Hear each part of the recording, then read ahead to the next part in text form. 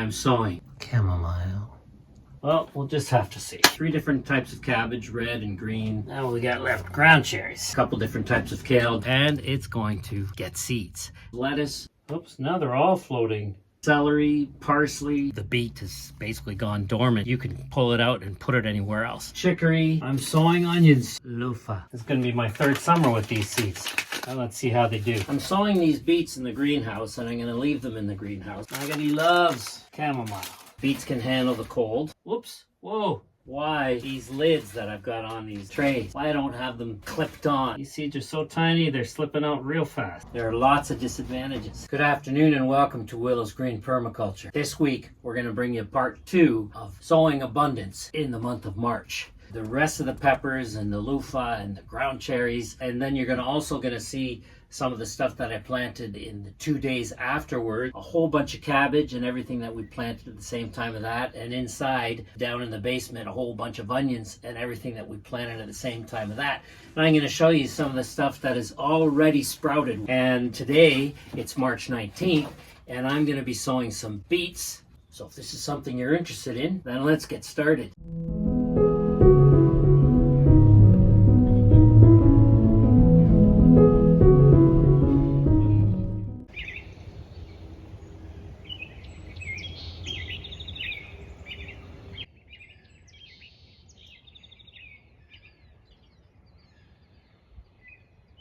Some mid-March carrots that got away from me in the fall because the ground froze up before I could pick them and got covered in snow.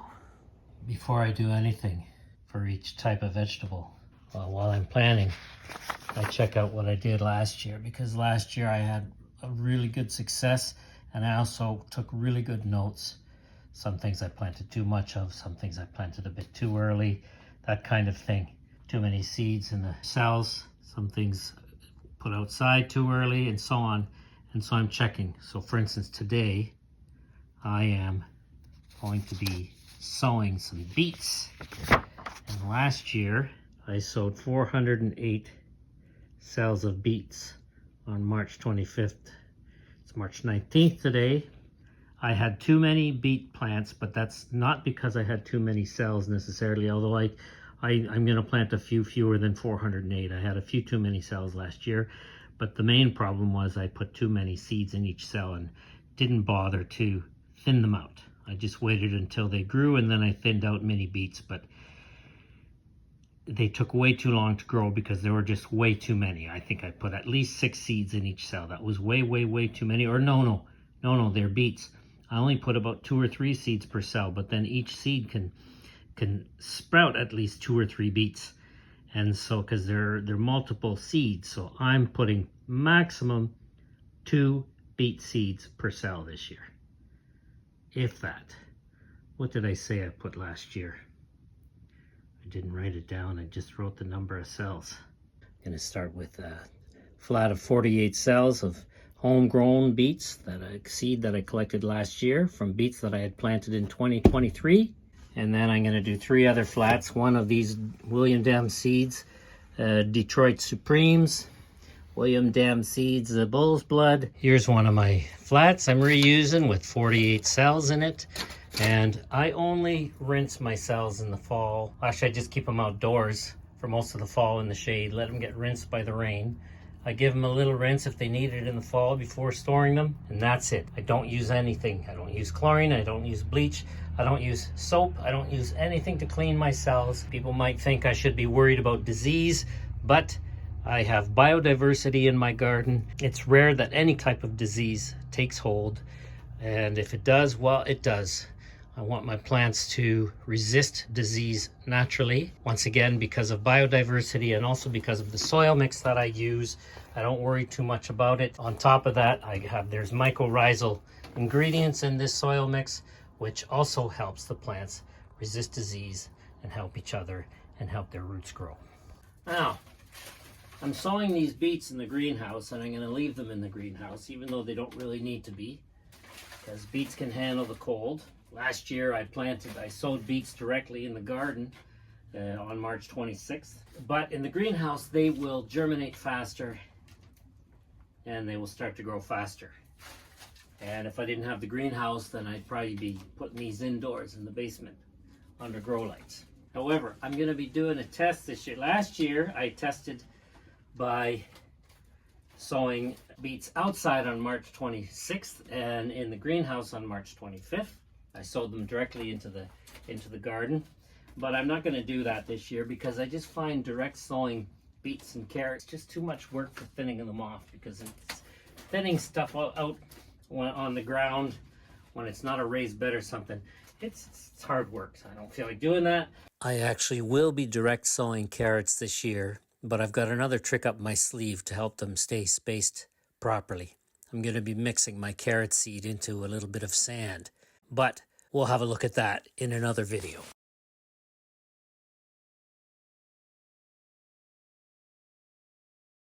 I prefer to do transplants because then I can be on top of the weeds, because it's not just the thinning out. It takes so long to germinate that you got weed pressure.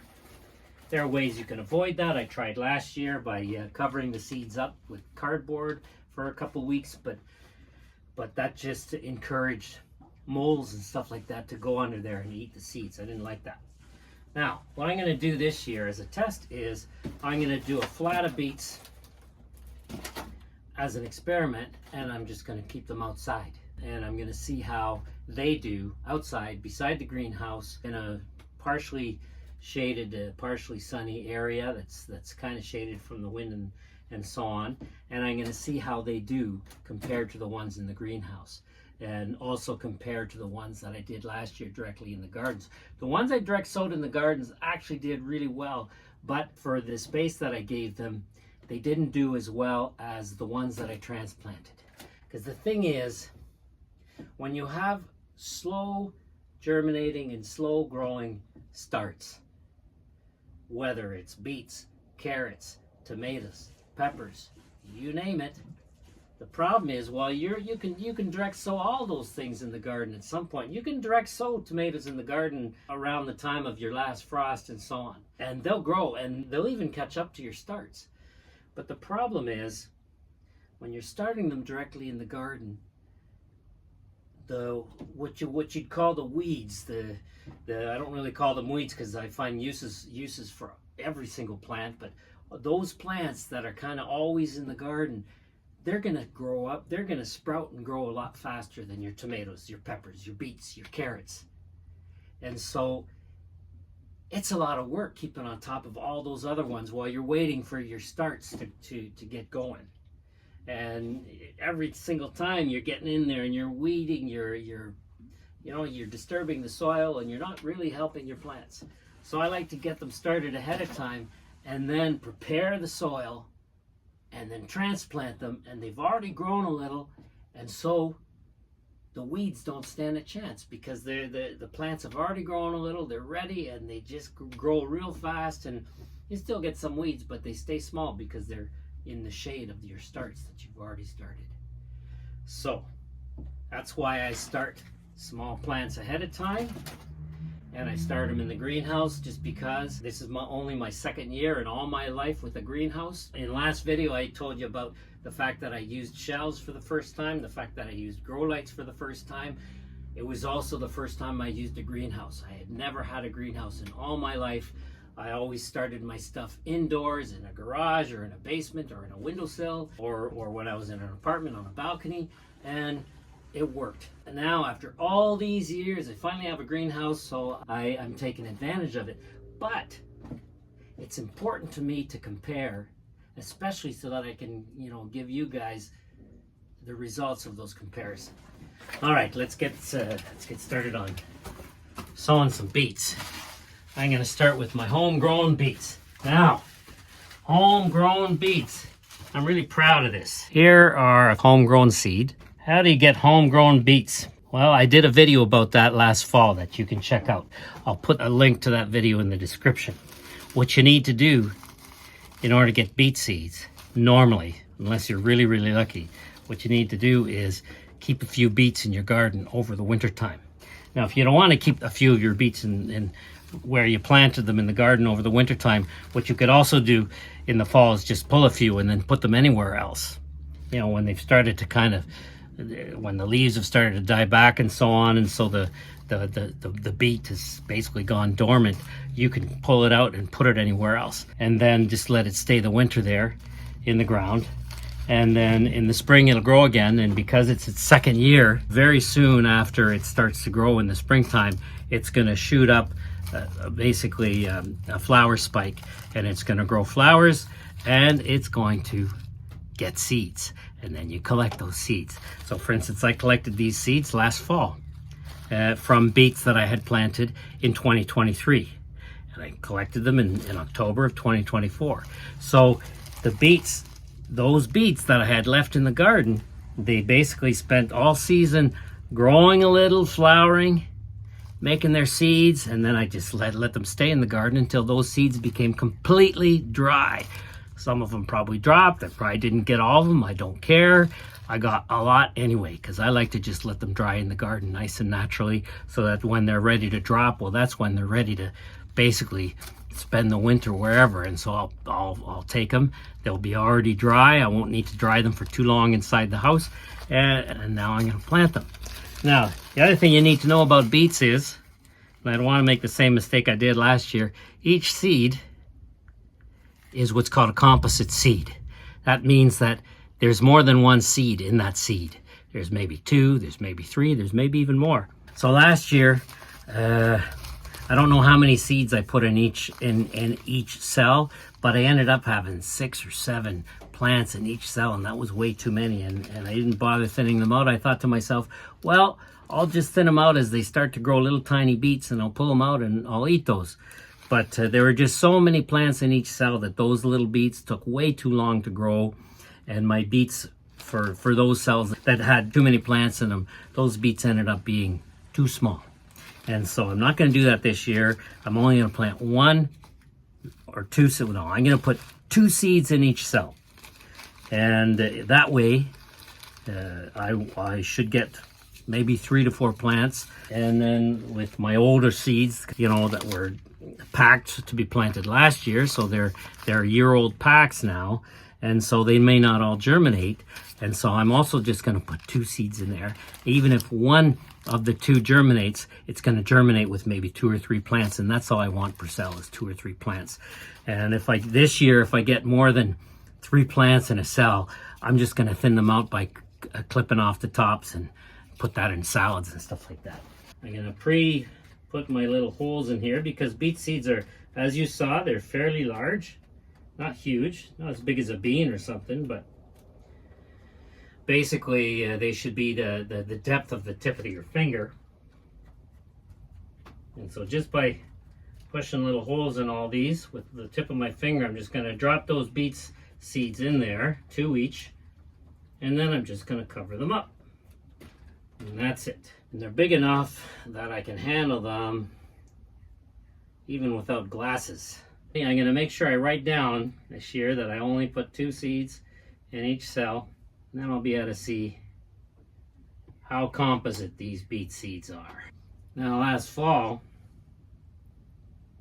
I replanted a bunch of beets, as you could see in that video I was telling you about. I look forward to see if any of those beets grow this year. Not guaranteed that they will survive the winter, but we'll see. There we go. 48 cells of homegrown beet seed. Yeah, first we're going to water these down.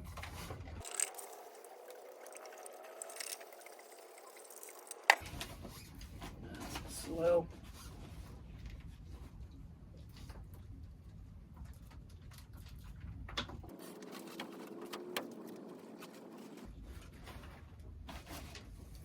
I've got lots of extra homegrown seed. I think I'm going to use that for the experiment. I'll do the experiment flat last. Homegrown beets, March 19th, 48 cells, 2 seeds each. Most seeds don't need direct sunlight to germinate. So I'm just going to be putting these on some of these lower shelves here for now.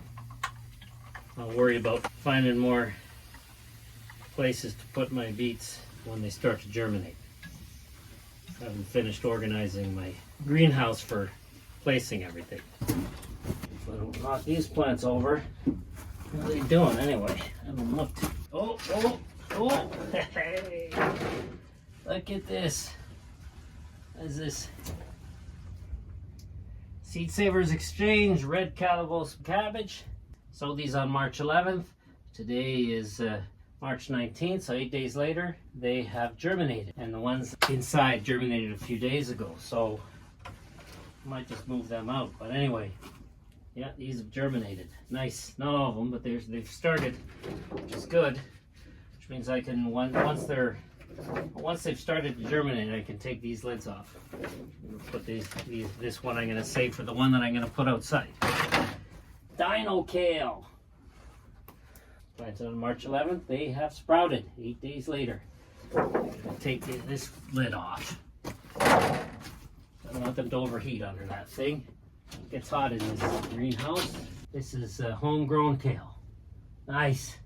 That says curly kale in French. Lettuce hasn't sprouted yet. Lettuce I find is slow. Oh, oh, whoa. Some of the lettuce has sprouted. Awesome. Lettuce I sowed on March 11th as well. Oh, that's great. That means we're going to start having lettuce in a couple weeks. Nice. Very nice. So, all these lids for other stuff. I'll show you these close up a little bit later. It's starting to get hot in here. It's 34 degrees Celsius in here. So I went and got changed. Last night the low in here was 0. Went down to 0. 32 degrees Fahrenheit. Freezing, basically. But as you saw, we have some cabbage that sprouted and some lettuce. Cold doesn't bother them. Now, you might be wondering, looking behind me here, why these lids that I've got on these trays, why I don't have them kind of clipped on. You know, the size of them means that you can actually kind of clip them on to the trays so that you almost have a sealed environment. Not really, but close to being a sealed environment. I don't like to create sealed environments for my plants. You can't breathe. I mean, yeah, if it's sealed, it'll stay warmer in there, and the moisture will stay in there longer if it's sealed. But there are lots of disadvantages. There's not enough airflow. And with not enough airflow, then you can get disease. You can get too much fungus. I mean, fungus is good. Fungus is always good. Mushrooms are part of the environment and they're needed for plant roots and so on. But you can have too much fungus. Any good thing that exists, you can still have too much of it. So yeah, if you got a sealed environment, you can get disease, fungus. It can get overheated. You know, if I have a day that for some reason I got too busy and I couldn't get out here and these things were sealed shut and it was really sunny and went up to like almost 40 degrees Celsius in here, then I could fry my plants. So I've just got those lids on there just to keep it a bit more moist and to warm it up a little bit more, but I don't seal them. Now the Jimmy Nardello Seed Saver Exchange seeds.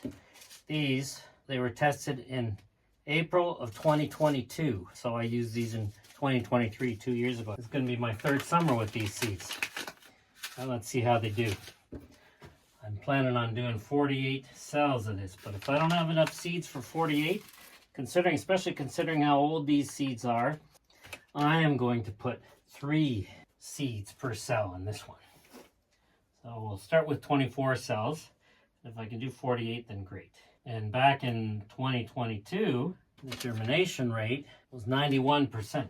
Looks like I have lots of seeds anyway. And if I end up having more than 3 seeds in a cell, that's okay too. Because I think I'm going to have enough to do 48 cells with 3 or more seeds in each cell. So I got 3 or 4 seeds in each cell here. I hope I don't regret it. Thinning them out is just a lot of work. However, they're one of my favorite peppers.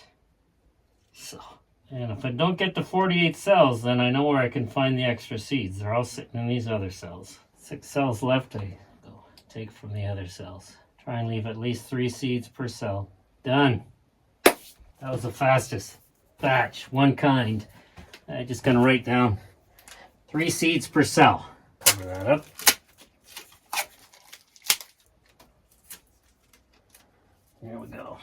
And let's bury these guys.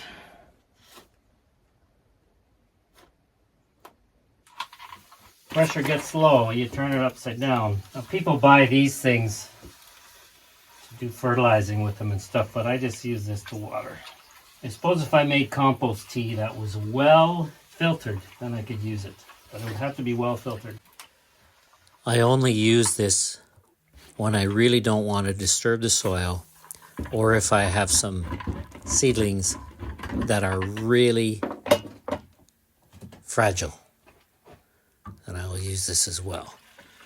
Otherwise, I use the watering can. I could have waited to fill it, but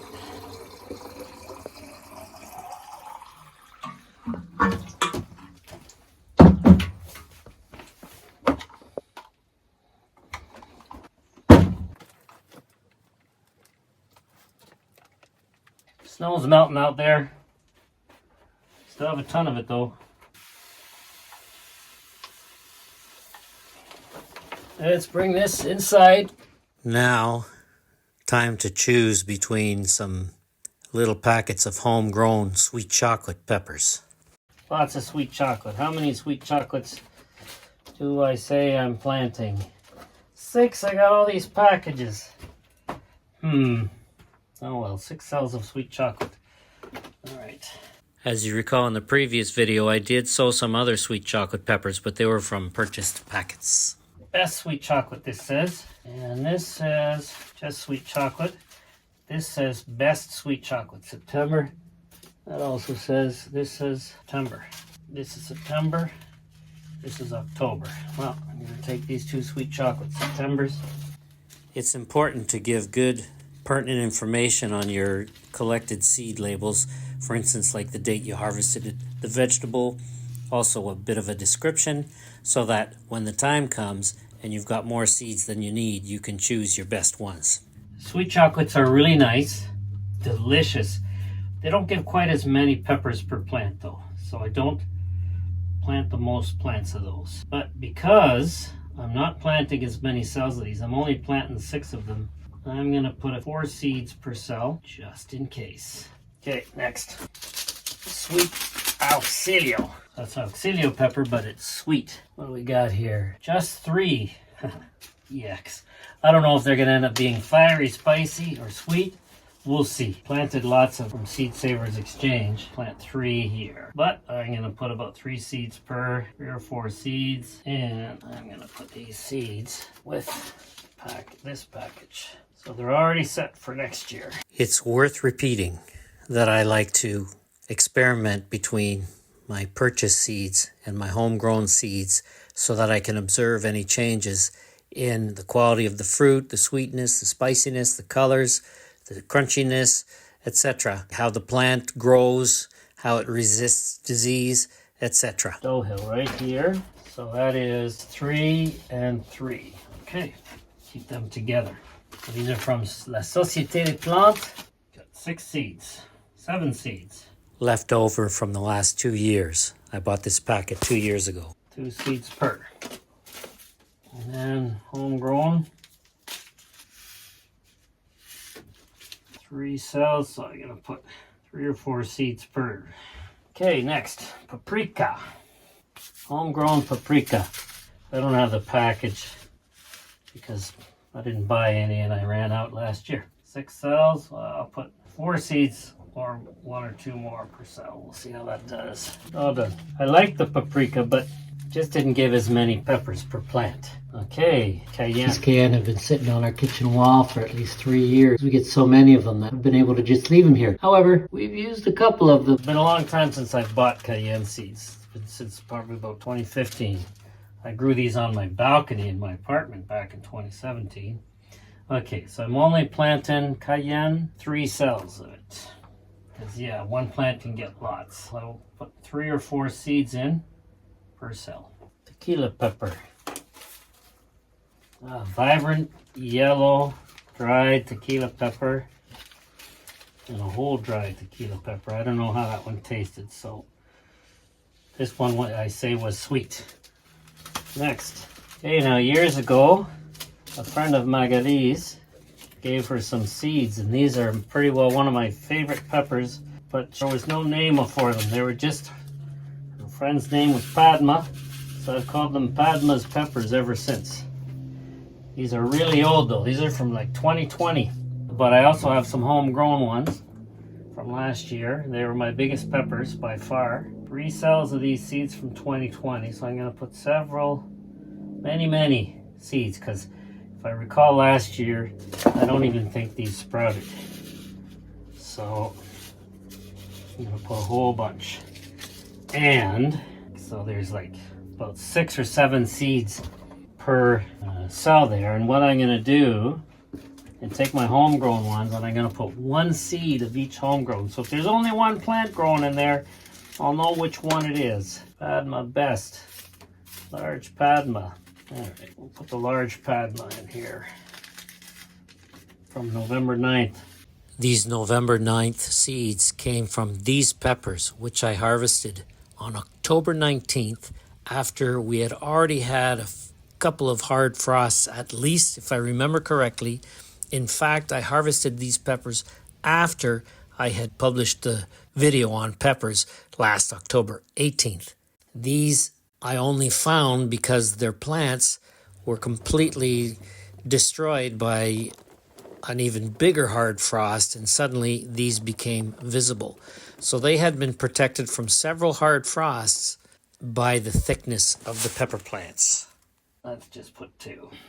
I don't think any of those original seeds from Padma are going to sprout, because they didn't sprout last year, but I only put a couple seeds. And then 6 cells of our homegrown Padma pepper seeds, and what I've got here is September 19 homegrown Padma best. I'm only putting 6 cells, so I'm putting about 3 or 4 seeds per cell, just in case I feel like transplanting extras, or if people want to buy peppers. That's local. Don't mail plants.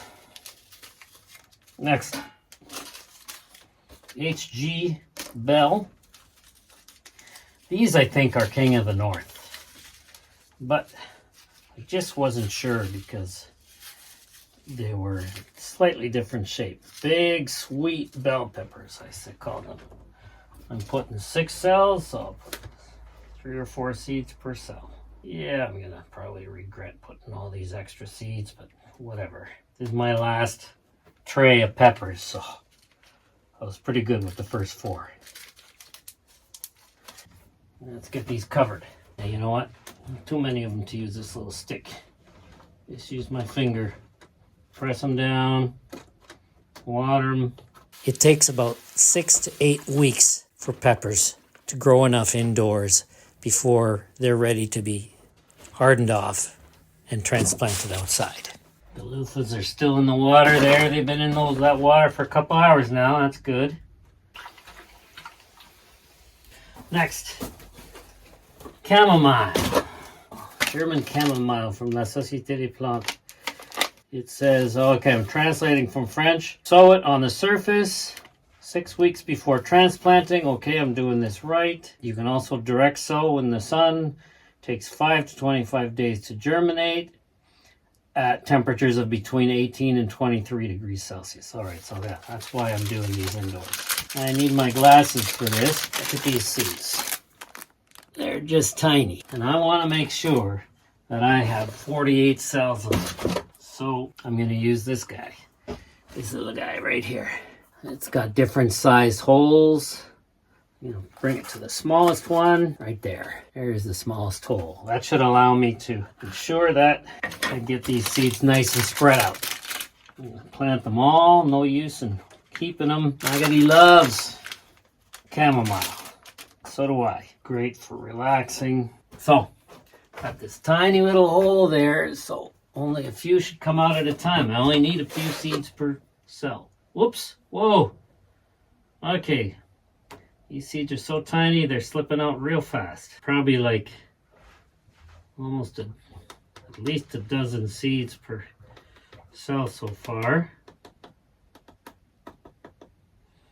Trying to put in less However, if I run out, I'm doing good. I've got 36 cells so far. I got to almost 42 cells. Now I'm out of seed. However, the first ones got way too many seed in there. Just looking for cells that have more seed than they need. Just grab a bunch of it. Doesn't matter. Last one. Here we go. 48 cells. Good stuff. Now it says sow on the surface, so I don't have to do anything else with these guys. I'm just going to press this down a little. I'm not going to add soil to this. The seed is so small it's going to sink down in. I just got a couple of these cells that are almost half empty, so I'm just going to add to those. Chamomile, 48 cells. That was the fastest one. Next, okay, let's start with your Tchepiche. Love this. The Tchepiche, when I smell it, brings me back to when I used to live in Oaxaca. Not the dried seed. The first of many larger Tchepiche harvests. Just surface sow it. Abundant seeds. There we go. All done. Tchepiche. Next, poppies. Divide all these seeds into 6 cells. Well, lots of seeds per cell. Extras, so we'll put them back. Hollyhock. 6 cells.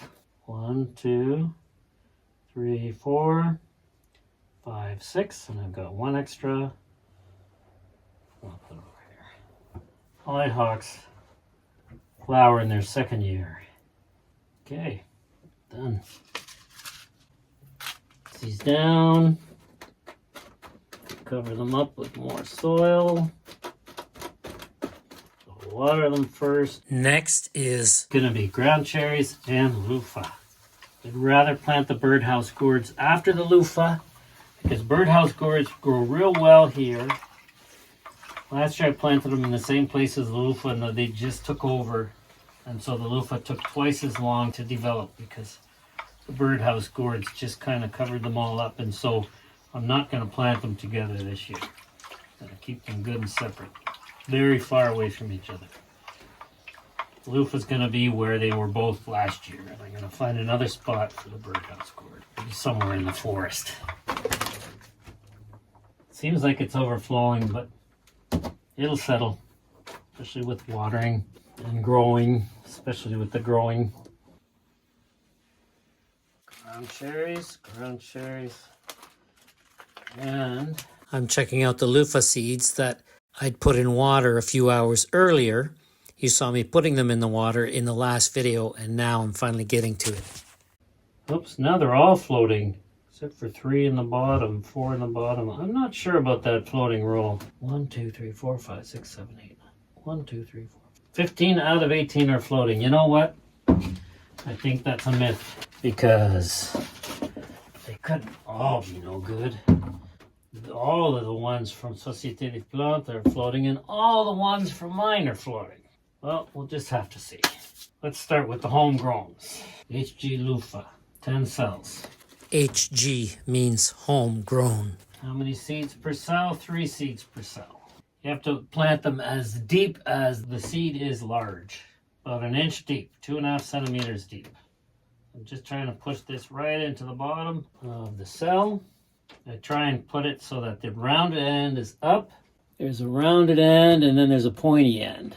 Oh, I forgot where I was. 1, 2, 3. 1, 2, 3. 1, 2, 3. These chairs here that have a mesh on them. Okay, so 3 per. 1. Just gonna put them on top, and I'll put them down in there afterwards. Should have done it like that last time. 1, 2, 3. 1, 2, 3. That's what happens when you start to get tired. You start doing things. End of the day. Now what we got left? Ground cherries. Okay. First I got these native ones. You can see the seeds, just tiny, tiny seeds. Grow here and come back every year here. They grew through the asphalt in our driveway. Here goes.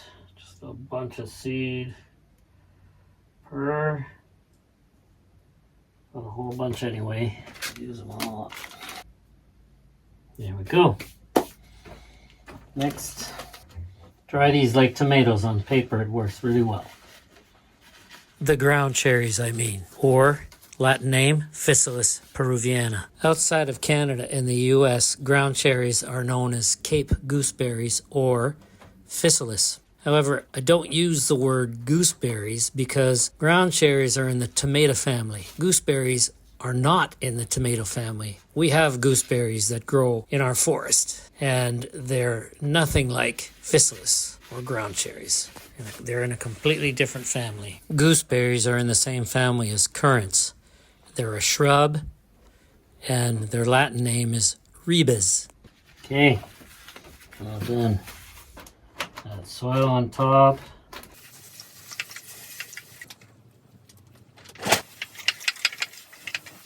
Now we're gonna bring them all inside. We're at 22 degrees Celsius on the shelves here, which is pretty good. The loofah, I'm gonna put on this heat mat. I only have one, just to help some of these get started. It'll give the loofah a few extra degrees of warmth. Maybe help them germinate a bit faster. So once again, this is another one of those things I bought for the first time last year. I used it on a couple of the peppers. I experimented with the other peppers. Only took a few days longer to germinate if they didn't have the heat mat. So it was really just fine. The thing you have to remember about these heat mats is you have to make sure they're not on when direct sunlight is hitting your plants, because the combination of direct sunlight and a heat mat would just cook your roots and kill them. It's the next day today, and today I'm sowing cabbage, kale, 3 different types of cabbage, red and green, a couple different types of kale, Dino kale and curly kale. Sowing a whole bunch of different types of lettuce, celery, parsley, chicory, and coriander, and arugula. And all of these things are gonna stay in the greenhouse. Sowing them in the greenhouse, and they're going to stay and be set up here in the greenhouse. So basically I roughly will sow my cabbage and kale and parsley and all that type of stuff at the same time as I do my peppers, except that I sow them. I sow the cabbage and so on outside, and it stays in the greenhouse, whereas the peppers and so on are inside. So I already got started. I'm not going to be showing you the whole sowing process again. Essentially, the depth will always depend on the size of the seed, and I will always moisten the seed after putting it into the cells, and then I will cover the seeds in different amounts of soil and then water again. I'm almost out of packing tape, so I'm going to use some painter's tape on my little labels and see if that works right on the painter's tape, and maybe the markers won't fade on the painter's tape the way they do on the plastic yogurt container labels. We'll see. Many of you suggested UV resistant gardener markers along with painter's markers as well. So I'm going to give a few of those a try in the next few months. So I was standing all day yesterday, and today I decided to sit. First flat done. Out of 1, 2, 3, 4, 5, 6, 7, 8. Roughly another 8 flats today I'm going to do. Last night the low in the greenhouse was -3 Celsius. So that's what, probably in the high 20s Fahrenheit. Then it can get a lot colder than that in here this time of year. Put this on the shelves. Now these seed packets I'm using for the cabbage are packets that I bought either last year or the year before. So I'm putting extra seed. And the good thing about cabbage is when I go to thin these out, I just use scissors. I just cut them off at the base of their stem, and then I can keep those pieces that I cut, those little mini plants that I cut, and use them for microgreens in the kitchen. You know, I don't do that with the peppers because I can't eat baby pepper plants. So I'm probably putting about 5 or 6 seeds in here, and so if only half of them germinate, that's fine. 3 plants per cell, and then I'll thin it out to 1 plant and eat the rest. Now, one thing I didn't mention was I use this big bin lid because this way, filling my pots It's okay if I spill soil over because I'm just going to capture it all in the bin. I'll be able to reuse it. It doesn't fall all over the place. And so, a bit more efficient. I can fill these things faster without worrying about making a mess. I was trying to get every last bit of soil into these little pots without having any spillover. It would take me 3 times longer. One thing you may have noticed, which some people find controversial, is I don't do anything more than rinse off my pots, my little starting trays. I only rinse them in the fall or in the spring. I don't use any type of, what would you call it, like chlorine or anything like that, or not even soap. Don't worry about that, because we use biodiversity and our plants are used to having lots of different organisms surrounding them.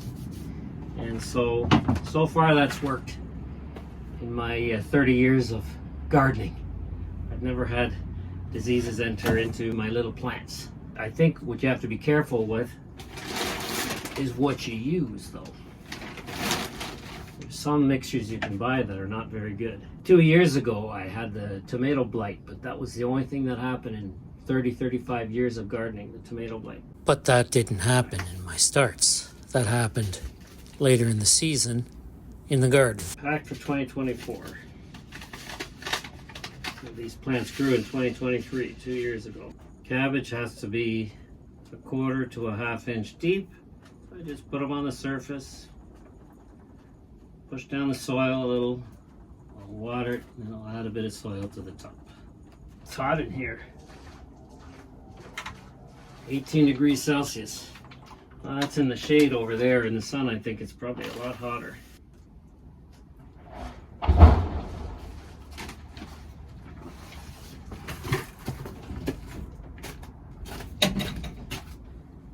Just heard a huge bang. It's a windy day today. Trees might be falling. I don't have as many varieties of cabbage. The sowing is a lot faster. All the same variety in this one flat. Okay, so I have 3 flats of 144 cells of cabbage. That's gonna give us 144 cabbages at least, and that'll be good for about almost 5 months worth of cabbages if we eat a cabbage a day, which I doubt. But I'm gonna sow cabbages again at the very end of May, beginning of June. And they'll be later in the fall. These ones will be ready in August, end of July or beginning of August. Now I'm gonna plant some Dino Kale. Dino Kale that's doing really well. I'm gonna start harvesting some of this. It's got quite a bit we can harvest. I'm gonna fill these a little bit less. That way I won't have to press down on the seeds. I'll just throw the soil on top. Because my Dino Kale seeds are from a seed packet, I don't have as many seeds, and I want to make sure I get them into all of the cells, and so I'm using this seeder again. Here I'm getting ready to plant lettuce seeds, about 1/2 inch deep. I'm going to drop 1 seed in each hole. Doing this back and forth motion with this little seed tool seems to help the seeds not get all bunched up near the hole, so that one comes out easily.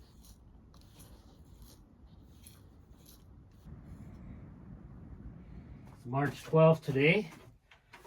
3 days in a row of seed sowing. Today I'm sowing onions, most of which I'm going to be bringing indoors, so it's warm enough for them to germinate, because they do need a warm germinating temperature. I'm not sure what it is off the top of my head. However, I will also be experimenting and leaving some of these onions in the greenhouse, because it does go up to 35 degrees here this time of year on a sunny day, so that should allow them to germinate.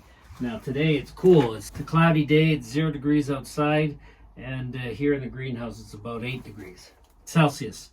I'll put on the screen what that is in Fahrenheit. Onion seeds are small, so I'm using my glasses today.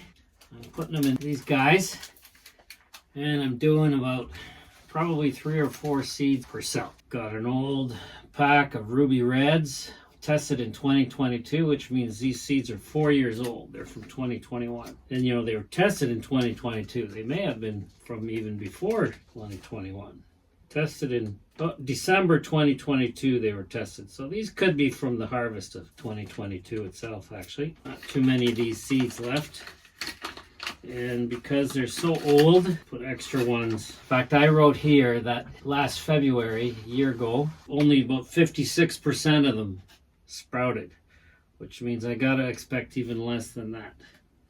I only have about 30 seeds here. Onions, the seeds don't last long for sprouting, but you can use onion seed as a spice, which is a video coming up.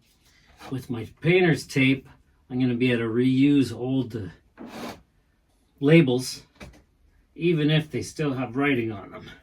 And I just put the tape on top.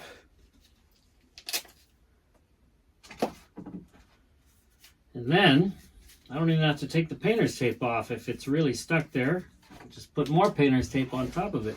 3 to 4 seeds per cell. These aren't so small. Let's see how I can do with these. Doing it by hand.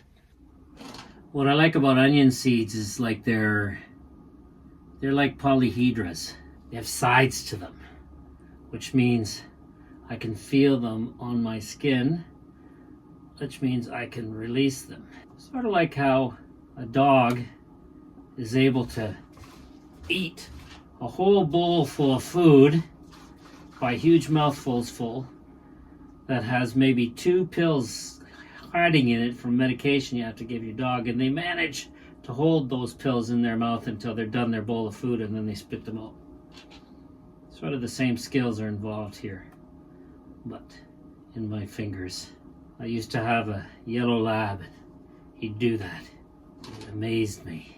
I'm pushing these far down because onions need to be well covered. They need darkness to germinate. These are actually going to be in my basement, and I'm not even going to turn on the grow lights until they've germinated. Natural light that gets into that room anyway. In a few weeks, I'm going to be able to turn the hose on outside.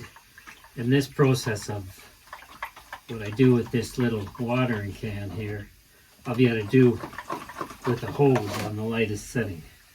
And it'll give me more volume more quickly. But I can't turn on the hose yet, it's way too cold out. 26 flats between March 10th and March 12th. That's a lot of plants. Some of the flats have 48 cells in them. Some of them have 24 cells in them. And then there are others that have anywhere between 24 and 48. And then there are 2 flats that have 72 cells in them. Those have the lettuce in them. And one that has 128 cells, which also has lettuce. Because the lettuce doesn't have very big roots, at least not to grow to a normal size. If it wants to grow gigantic to 6 feet tall, then maybe it'll have deeper roots when it bolts and goes to flower. So here's my setup for the onions. This is in our basement. It's basically all of our onions. I'm also experimenting with a few cabbage inside here. We've got celery in here. We've got shallots and leek. Oh, and birdhouse gourd. I sowed the birdhouse gourd in exactly the same way as I sowed the Luffa. The seeds are the same size and the same type. I'm going to be setting up a little heat mat for the birdhouse gourd, my second one. I have 2 heat mats. I don't get a heat mat for all of my flats, even though maybe they could all be helped with one. But, I've got indoors, I've got 15 flats. I'm only using 2 heat mats. Basically, the plants that I want to germinate more quickly. So my Luffa, my birdhouse gourds, and also some of my favorite peppers like the poblano peppers. I'll be putting the mat under that flat too. So now one thing I wanted to show you here is there's a frame here. It's actually 2 frames that I've put together to make it taller. The second top is here, that's just sitting on top of these shelves. These were the first lamps that I bought, and the most expensive ones, until I found much better and less expensive ones. And the thing about these ones is they're about 2 feet long. Yeah, they're about double the length of these. And I actually bought one separately, this one right here, without a frame. These ones I bought with the frame, which in the end, I shouldn't have bought them with the frame. I spent money needlessly because these frames aren't very convenient with the shelves we use, because I can't line two shelves up side by side underneath it. So I have to put them sort of perpendicular. And even perpendicular, there's way more room than for two. And so there's space in between. As you can see, this flat is sitting on top of the space in between two shelves. And so it's not the most convenient size. What I found was these are perfect. These are perfect for these shelves. It's what I've got upstairs. They're a lot cheaper. This was these lamps here, whether with the frame or without the frame. Without the frame, they're more than 3 or 4 times more expensive than these ones. But they're only the equivalent of 2 of them, because these are twice as long as these. And so these were a lot more affordable. These are 7.5 watts, they're LEDs, they're light as a feather, they're plastic, and so they're not fragile, not particularly fragile anyways, and so I'm really happy with these. However, I have been able to use these frames anyways, and because the frames come apart, I'm able to kind of put them together in different ways. And so, for instance, I removed the legs off of one of them, took it apart, and made the other one much taller.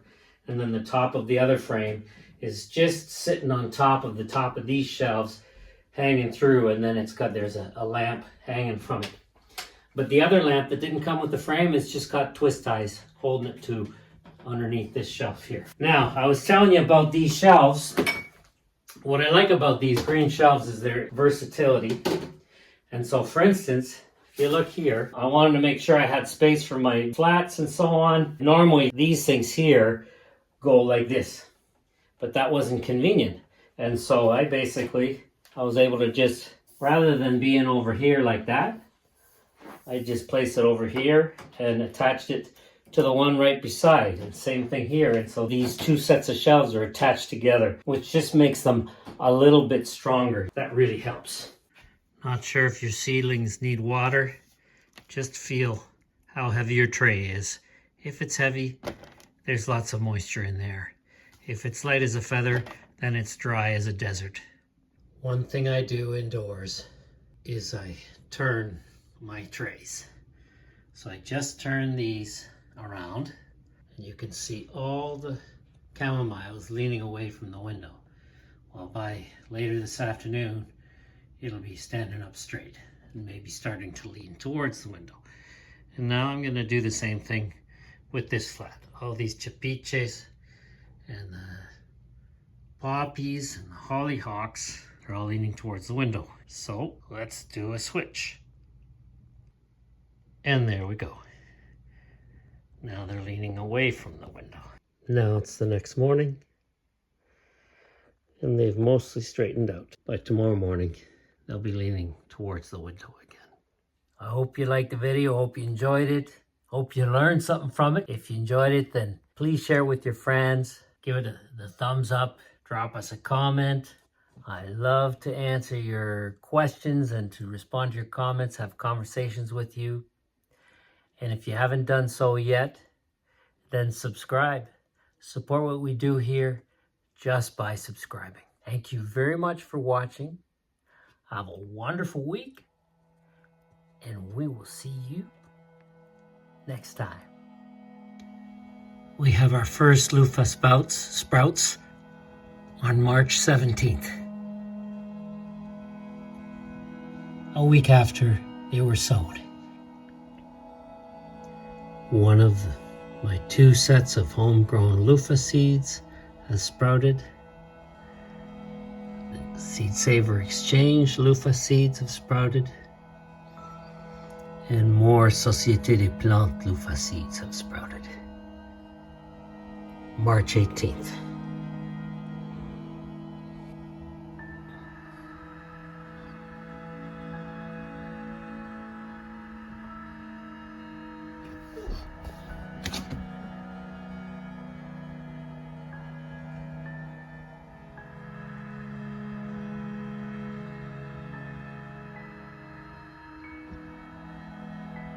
Jimmy Nardello sprouts.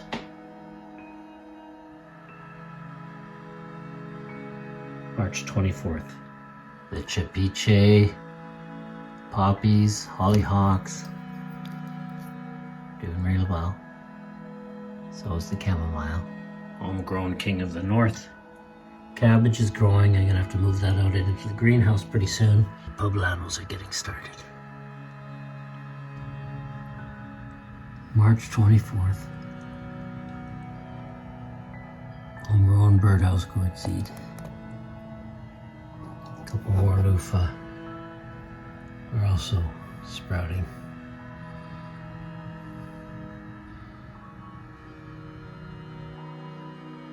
March 24th, shallots. March 24th, onions. March 24th, celery. And a bunch of leek. March 24th, lots of lettuce sprouting in the greenhouse. Lots of curly kale, lots of purple kale, bit of Dino kale, some green cabbage, lots of red calabash cabbage, some more red cabbage, no onions yet, no beets yet. Luffa.